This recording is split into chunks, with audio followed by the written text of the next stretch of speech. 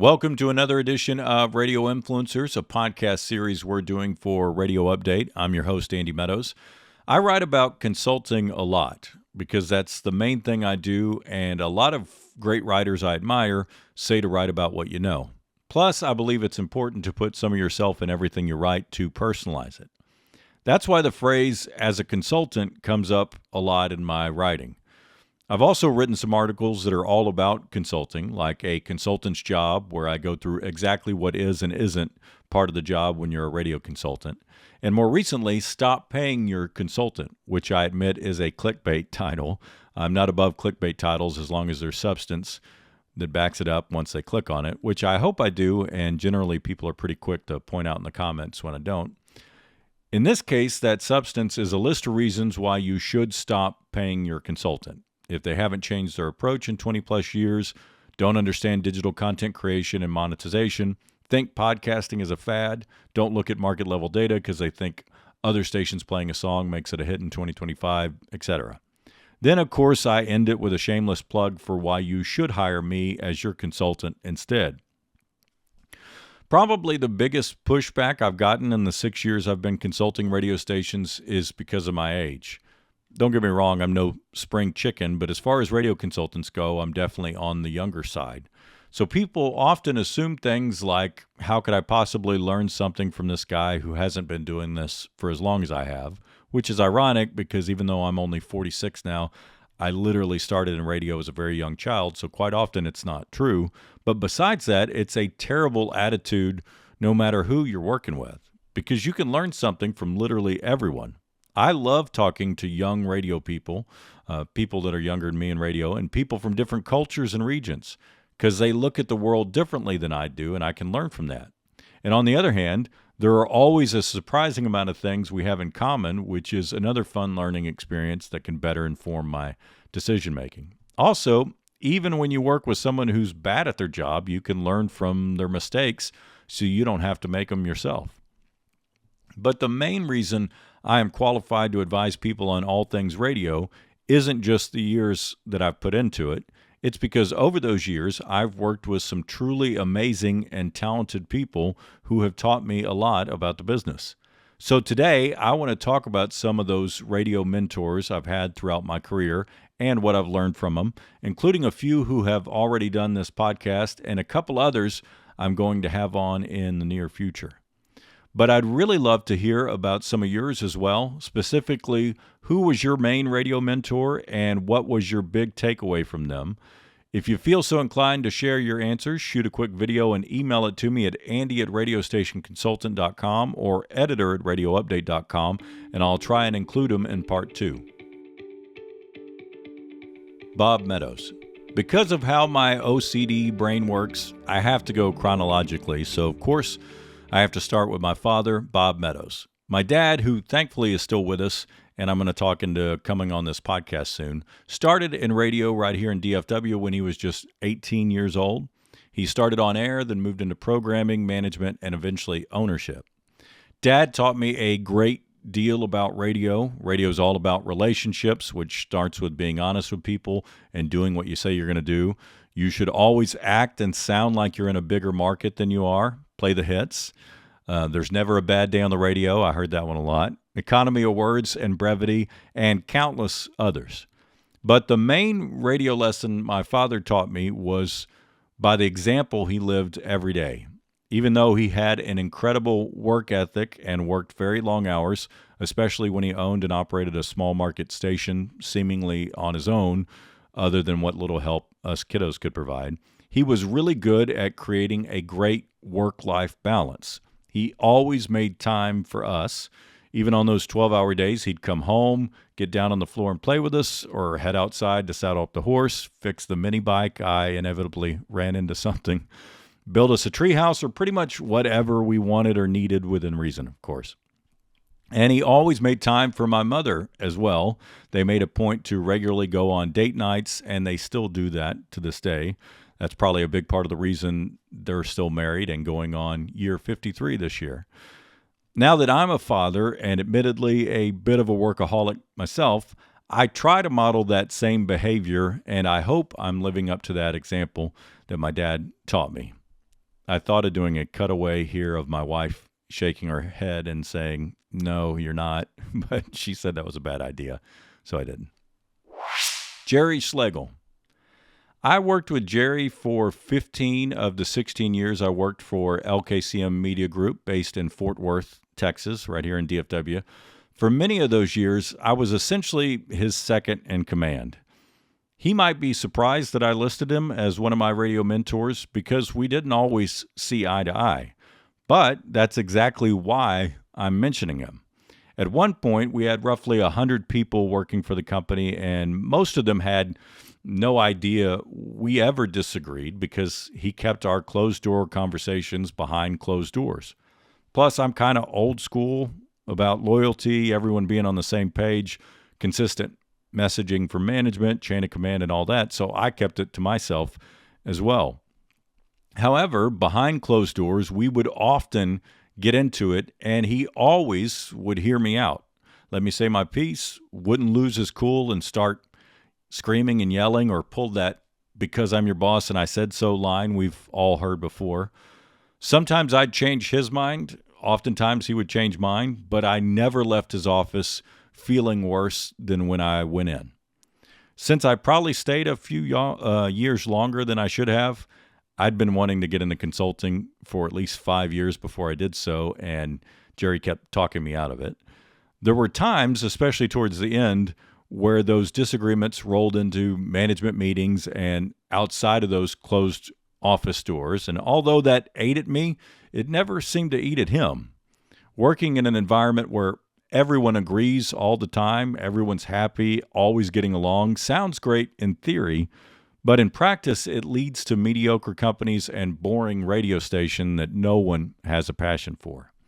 Thanks to Gerry Schlegel's leadership, we were able to create radio stations that to this day truly have fans, not just listeners, locally focused stations that people are so passionate about. Some of them even threatened to cut down the tower when I came up with an idea for us to stunt and pretend we were changing formats one time. So the biggest thing Gerry Schlegel taught me is that real leaders don't need yes people. They aren't scared to hire and continue to employ and promote smart people who are ambitious, and they aren't afraid of a little conflict as long as it comes from a good place and leads to a healthy and productive discussion. Fellow radio consultants. I'll quickly run through a few other radio consultants who've helped shape my way of thinking over the years. Scott Mahalik is one. I worked with him 6 months after taking over as the program director of 95.9 The Ranch. I was probably 24 at the time. Thought I literally knew everything there is to know about programming radio, country music in general, and specifically Texas country. And I thought I had a pulse on exactly what my listeners wanted. Scott taught me the value of research and data, what a perceptional study was, how to conduct one and how to react, and most importantly, not overreact to the results and make changes based upon those results if necessary. Rusty Walker. I was the ops guy for the group, managing program directors by the time I had the pleasure of working with the great Rusty Walker, who is sadly no longer with us. He taught me that being right isn't enough. Rusty and I almost always saw situations the exact same way. However, he was so much better than I was at the time at wording things in a way that people were significantly more likely to respond favorably to. He was very likable. With his small-town Southern charm, he could talk anyone into doing something that was in the best interest of themselves and the radio station they worked on, even if those things were something they were previously vehemently opposed to. Plus, he knew more about country music than anyone I've ever met. Howard Kroeger. Howard Kroeger is the programming genius who created the highly successful Bob FM format, the template from which all of the successful name-based classic hit stations came from. I met and began working with Howard 20 years ago or so when we picked up his Hank brand for one of the FM stations I oversaw. I was hesitant at first, to be honest, thinking, what could this Canadian know about country music? Turns out a lot. When I found out he was a fellow musician himself, we quickly bonded, and we've been friends ever since. The biggest thing Howard Kroeger taught me over the years is the power of creating unique radio brands and the importance of protecting the integrity of that brand. He puts as much time and energy into the maintenance, upkeep, and evolution of his 24/7 brands as he did on the front end creating them, the fun part that everybody puts a lot of work into. We talked about that ongoing process when Howard joined me on episode 3 of this podcast. This is what surprises me every year. And this is proof that you do things consistently and your product will continue to grow and evolve. So basically what's happened is that I really haven't done a whole lot different other than just make sure I'm playing the right songs in this format, right? Like you have to be all in. It's got to be 50% female, 50% male. If you lean too far either way, you really become either a neutered rock station or you become an AC station that has too much testosterone. So you really gotta keep it down the middle. And the other thing that's really important is the writing, right? I mean, you gotta keep the creative. Yeah, and that's never. Oh, sorry, I've actually told people not to try to emulate what you do before when I'm working with clients because it's a lot harder than they think it is to do what you do. And so a lot of the times when people try to emulate it, they can do it for like a month, but the way you guys consistently crank that out is just incredible. Yeah, well, and that is a very good point, and that's one of the reasons. The first thing, think about it, as program directors, what's the first thing we do when we get a station? We get all excited about, we get the playlist, we get the library ready, and then we write these great liners, and we get a new voice. And then 2 months in, it's kind of like, oh yeah, I guess I got to get new liners on the air. Oh yeah, I got. So that is a very, very important part of what we do. And keeping the. I am very fortunate. I work with a great writer, a fellow named George McRobb, and a combination of what he cranks out and what we're able to crank out here. And Sean Caldwell, he's been the voice of Bob, the official voice of Bob, I call, since we started.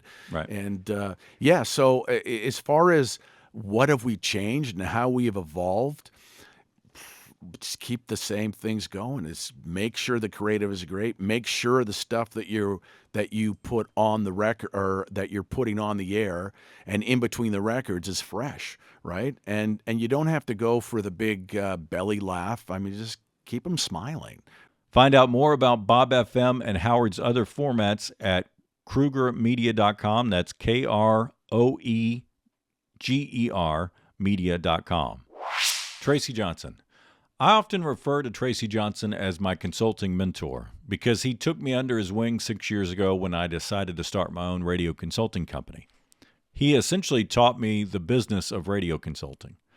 We also still partner on a couple markets, so I get to work hand in hand with Tracy. He was on episode 5 of this podcast, and we talked about what he's meant to my career. The goal of this podcast series is to talk to people who are helping to move the radio industry forward with innovative ideas, and you're a guy that's been doing that for quite some time, so you certainly fit the bill. I think you just called me old. No. I think that was a really politely worded way of saying that. But no, I always tell people, besides my father, of course, is a radio guy, so he taught me quite a bit about the business, but it's between him and you had the most impact on getting me to where I am in the industry. So I really appreciate everything you've done for me, not to get too sentimental. Well, thank you. I'm flattered and honored, and if I could, that's one of the gratifying things about being a consultant or a talent coach is the people that you come across that if you can inspire that creativity and if you can inspire someone to become the best version of themselves, that's really where we take a lot of gratification, where I take gratification in that. And it's not so much what I do, but if I can be instrumental in unlocking that, that's an honor. Again, I've learned a lot from him, but the biggest thing that Tracy Johnson has taught me is how to air check talent. In my opinion, he's the best talent coach in the world. When I met him, I had already been coaching and managing on-air talent for many years, and I conducted my fair share of air check sessions. Because I knew they were important, they're still hands down the best way to help talent improve quickly. And sadly, many programmers have gotten away from conducting regular air check sessions, which is a huge mistake, especially with how little face time we now get with our talent. Although I'd air checked people before I met Tracy Johnson, I didn't really have a process for it other than telling people a few things they're doing well and a few things to work on. Tracy helped me develop my own process for air checking talent that's not a one-size-fits-all. It's adjusted based on the situation, personality type, their experience, market, and a whole laundry list of other factors. Since I've essentially been in radio my whole life, there are countless other mentors. So there's several I left out because I could go on and on listing people and lessons, but I really want to hear from you. So like I said at the top, think about your main radio mentor and your biggest takeaway from them. Shoot a quick video about it and email it to me at andy@radiostationconsultant.com or editor@radioupdate.com so I can include it in a future episode. Also, if you have some thoughts on this or any other hot radio topic, submit an article about it and email it to me to us at submissions@radioupdate.com. If we use it on the site, we will pay you for it. Thanks for listening, watching, and reading. We'll be back next week with a new episode of Radio Influencers. Radio Influencers is a Radio Update production. New episodes are released on Tuesdays at 10 a.m. Eastern.